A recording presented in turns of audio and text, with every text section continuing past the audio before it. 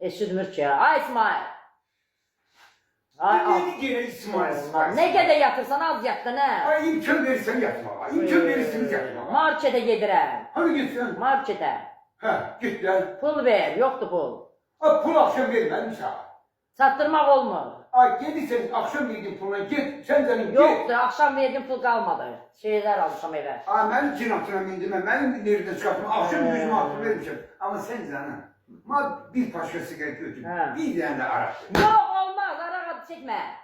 Ay niye olmur be? İş yerinde koymuyorlar işine. Yine arak. Nifret edilem ben arağa. Ay sen nefret edersin. Devreme sen iş. Ben özüm içeceğim. Bana al. Olmaz. Koymuram.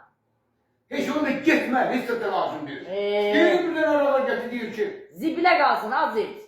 Ay hava içtim ki imkan verirsin içmeye. İçirsən. Mən bilmirəm. Məndən gizlin içirsən. Gedirəm Sen harasa. de gizin içilen. Mağazda Sen falan. korkundan arak içilen değil mi? İçirsən putulkasını da Abi gizlədirsən. birini al getir evde. Senin yanında içeceğim. Görece de yıkılıp yatacağım. Korkma. Birini al getir sen. Ay Allah'ım. Bir ayol. Onda gedirəm heç nə də almıram. Cehenneme git. Karnı da görecek. Hiç cehenneme dal.